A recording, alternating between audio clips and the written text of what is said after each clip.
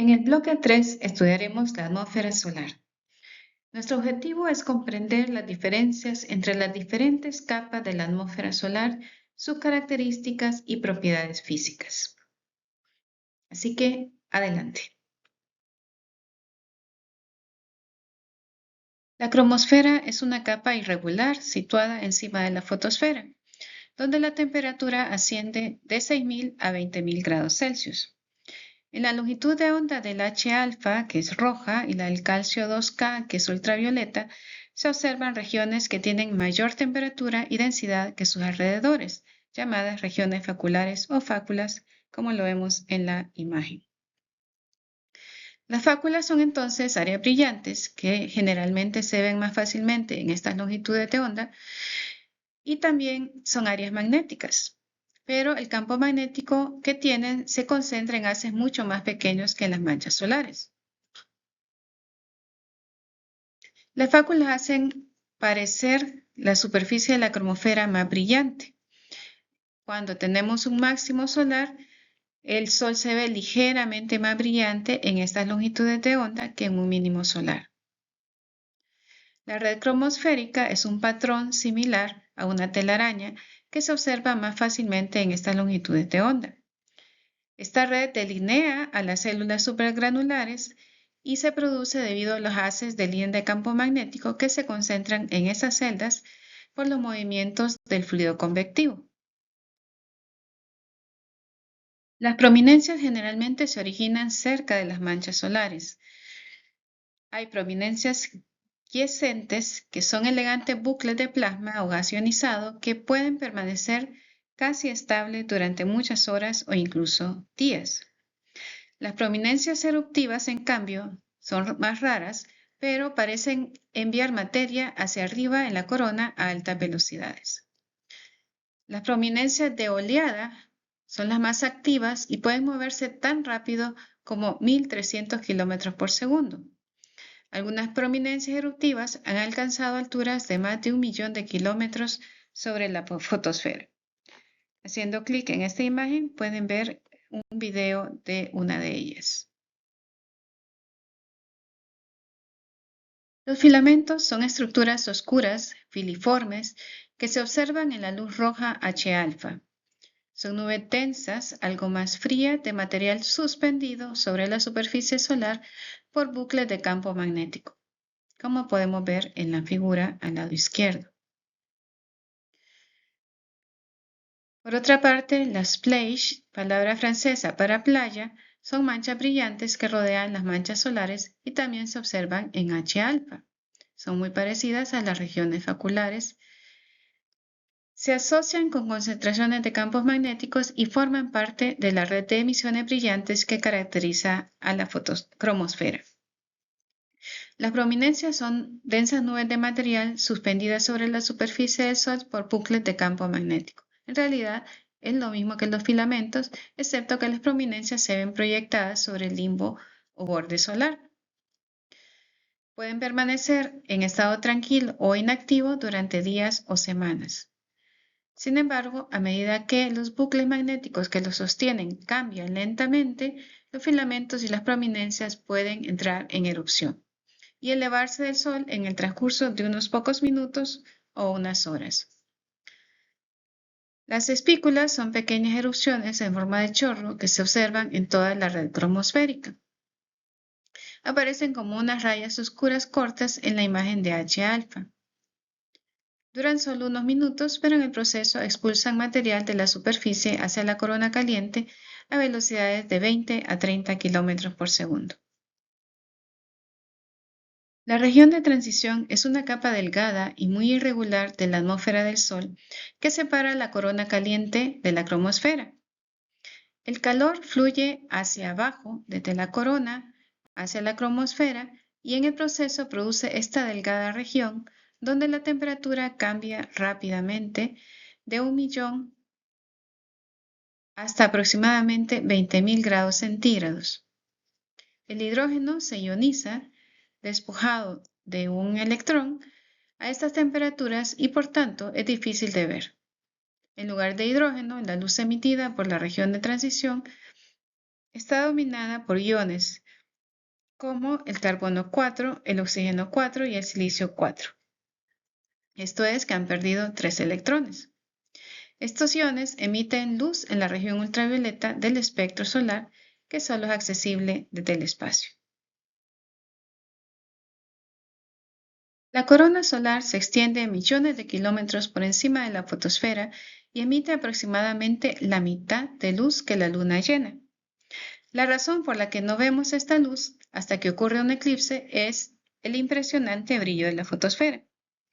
Sus partes más brillantes se pueden fotografiar con un instrumento especial llamado coronógrafo, que elimina el resplandor del sol de la imagen con un disco de ocultación como el que vemos en la figura del telescopio SOFO-LASCO. El disco de color blanco es el disco solar. En el fondo de la corona solo hay alrededor de 1.000 millones de átomos por centímetro cúbico. El evento más violento en la superficie del Sol es una erupción rápida llamada fulguración solar. En cuestión de unos pocos minutos, calientan la materia a muchos millones de grados y liberan tanta energía como 1.000 millones de megatones de TNT o 1 millón de bombas de hidrógeno. Una fulguración típica dura de 5 a 10 minutos.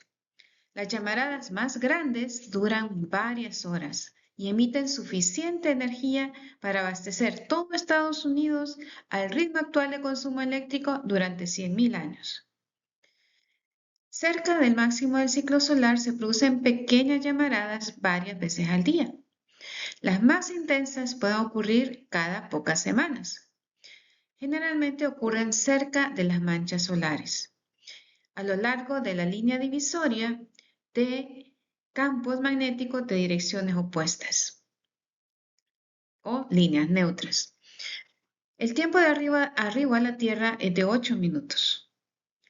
Las erupciones liberan energía en diversas formas. La primera es la forma electromagnética, rayos gamma, rayos X, rayos ultravioleta. La segunda son partículas energéticas, como protones y electrones, y la tercera son flujos de masa.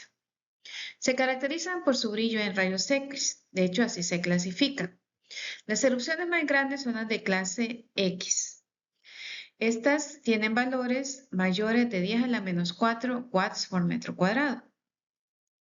El siguiente grado es la clase M, que tiene valores entre 10 a la menos 5 a 10 a la menos 4 watts por metro cuadrado. La tercera es la clase C, entre 10 a la menos 6 y 10 a la menos 5, y las más pequeñas son las clases A y B, entre 10 a la menos 7 y 10 a la menos 6, y entre 10 a la menos 8 a 10 a la menos 7 watts por metro cuadrado, como podemos ver en este diagrama donde se aprecian dos flares, fulguraciones clase X, una clase M, aquí no aparece, aparece sí una clase C, y las más pequeñas son las A y las B.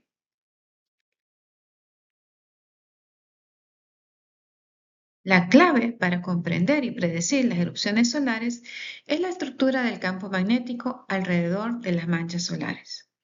Si esa estructura se tuerce y se corta, las líneas de campo magnético pueden cruzarse y reconectarse con la liberación explosiva de energía, como lo vemos en la imagen derecha. En la imagen izquierda, las líneas azules representan regiones neutras entre regiones con campos magnéticos opuestos. Normalmente el campo magnético pasaría directamente a través de esas líneas desde las regiones positivas, que es campo magnético que apunta hacia afuera, a regiones negativas, campo magnético que apunta hacia adentro. Los pequeños segmentos de línea muestran la fuerza y la intensidad y la dirección del campo magnético medido con un magnetómetro vectorial. Esas líneas y segmentos de líneas se superponen a una imagen de un grupo de manchas solares en esta región rojiza. La llamarada o la fulguración es el área brillante blanca que se encuentra a lo largo de una sección de una línea neutra, donde el campo magnético se tuerce o se corta para apuntar a lo largo de la línea neutra en lugar de atravesarla. Existen varios servicios en línea de clima espacial para predecir la probabilidad de llegada de una fulguración tipo X o tipo M. Entre ellos se encuentran el Servicio de Clima Espacial de la NOAA, el ISWA, el Space Weather Life y otros. En la pantalla vemos una app de ISWA para predecir ocurrencia de fulguraciones X y M. Las fulguraciones geoefectivas liberan en la atmósfera partículas solares energéticas en forma de tormenta de nieve, llamadas rayos cósmicos solares. Demoran horas a días en arribar a la Tierra.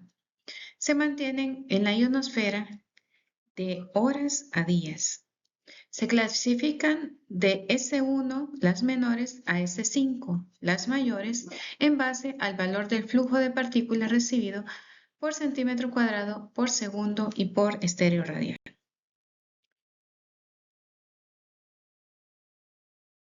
Las manchas solares, las erupciones y las regiones faculares en la corona tienden a ocurrir simultáneamente en el Sol, tanto en tiempo como en el espacio. Todas tienden a ubicarse en longitudes y latitudes similares, pero se encuentran a diferentes alturas en la atmósfera solar. Al ocurrir juntas, varían también con el ciclo de manchas solares. Un lugar del Sol donde se observan varios de estos fenómenos se denomina región activa. Siempre están asociadas con campos magnéticos intensos. Como vemos en las figuras a la izquierda, una imagen en rayos X y a la derecha un modelo de región activa en la corona. Las grandes regiones oscuras de la corona, relativamente frías y tranquilas, se denominan agujeros coronales. En estas regiones, las líneas de campo magnético se extienden lejos del Sol en el espacio en lugar de regresar a la superficie. El viento solar proviene predominantemente de agujeros coronales. En ellos, el gas puede fluir desde el Sol hacia el espacio sin ser obstaculizado por los campos magnéticos, como vemos en las imágenes.